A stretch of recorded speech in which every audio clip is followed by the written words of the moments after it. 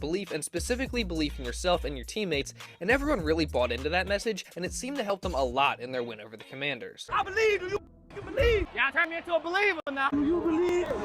I believe. We believe because of who we got in here. You don't play great team ball unless we believe in each other.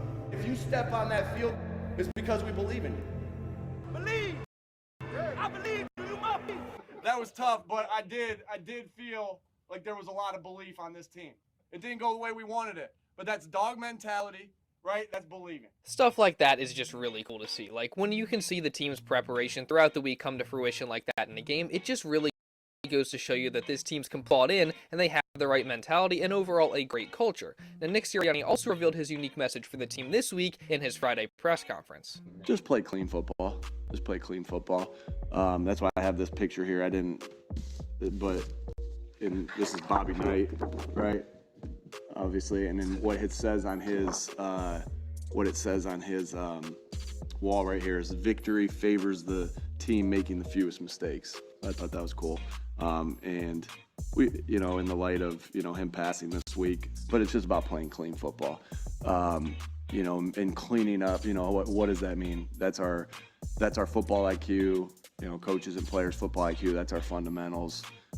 That's our detail, because when you play a good team like we're about to play, then you better make sure you're playing clean ball.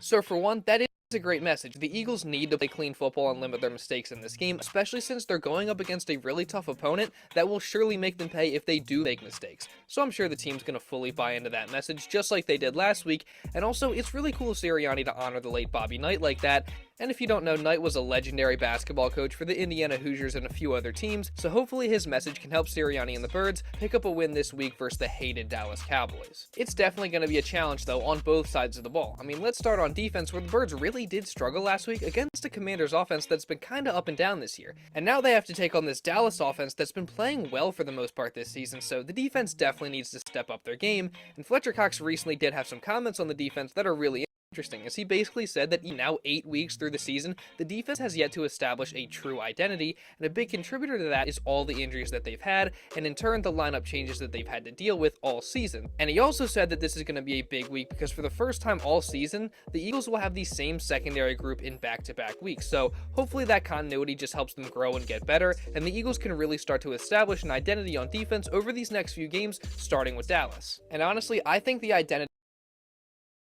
has to revolve around this defensive line and pass rush. I mean, that's clearly one of the best and most stacked parts of their team, and for them to get a win this week, those guys up front are gonna have to have a major impact. But one guy who's a part of that group that hasn't had a major impact this year is the rookie, because he's been bad. It's just because he's really not got a lot of opportunities to play on defense. So a lot of people have been wondering what's been causing the lack of playing time for Nolan Smith, and Nick Sirianni offered an explanation for that earlier this week. He's in a deep room. He's in a very deep room with 3 guys last year in particular that had 10 plus sacks. So not anything that Nolan has done where we're really excited about Nolan and the possibilities that he has as a football player. He's just in a very deep room, and sometimes you get in the flow of the game and you ride the hot hand. Now look, he does have a point. The Eagles' defensive line has a lot of different guys that can contribute, and of course players like Hassan Reddick, Sweat, and BG are going to get reps over Smith, but I never really did expect Nolan to play all that much in his rookie year, and I'm not even asking for him to have a huge role. What I don't understand is why Derek